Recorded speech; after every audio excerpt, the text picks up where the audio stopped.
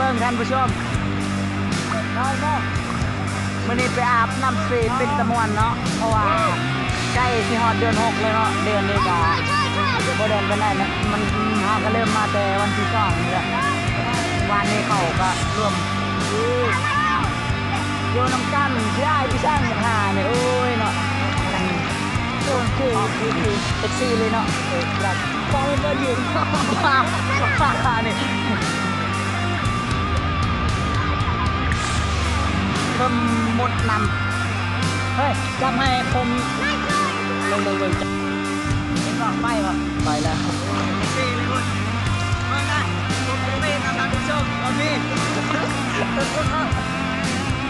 น้ำมาเนี่ยเป็นไงน้ำดูน้ำดิบไปเลยน้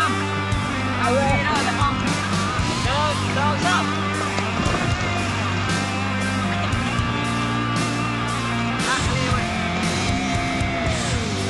เลย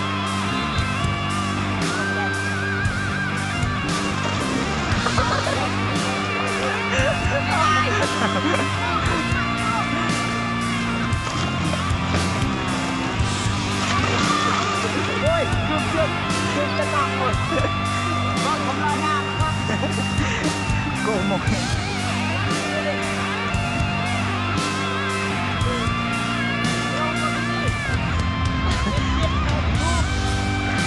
แล้วมาสั่งมันอ่านจะเมื่อยแล้วเนาะสั่งก็ได้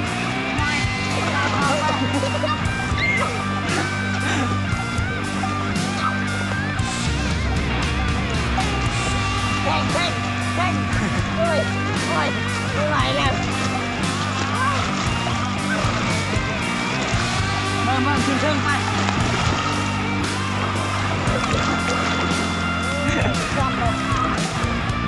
เดี๋ยวขี่งาไม้ก่อนเบิ่งนะผมจะยิงตะกอง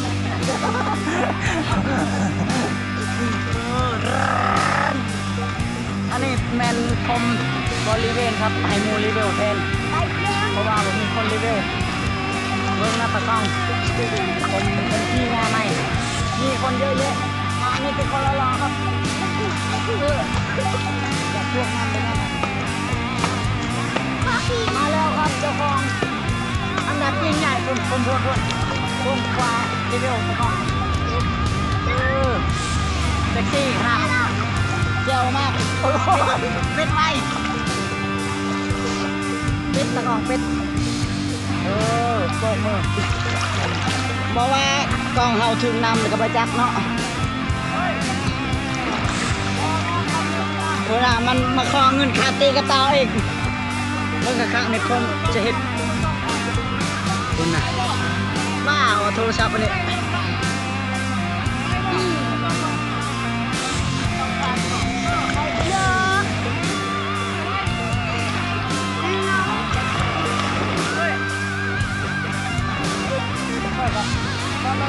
คือว่าชาวคันคือว่า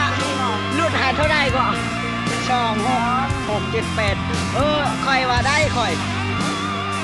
ก็เอาบ้านเดียวกันเนาะก็ชันไม่ยากเอาลายดอกมันเอาลายก็อุ้มเอาก็เอาหมักชิคๆนะ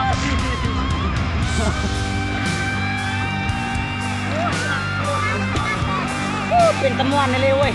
มารีวิวอยู่ในลำซีนี่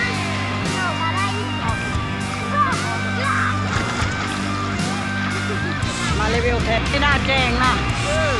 เบิ่งคักแกงเอาแล้วโอ้เซ็กซี่เลยบ่บ่ว่าผมมาหลอกก็หลอกคือกล่อง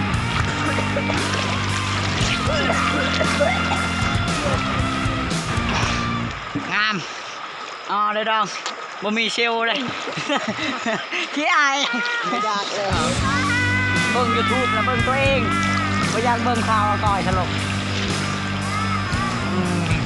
เบิ่งคนเยอะแยะนะแท็กซี่อะไรเว้ยใช่เบามาลิงกินกล่องเบิ่งมันคิวฮัมมัน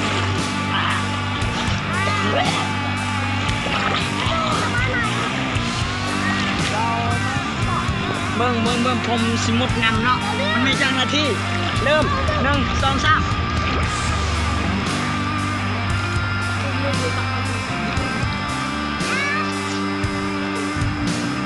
3ว้ายโดนได้เลยเว้ย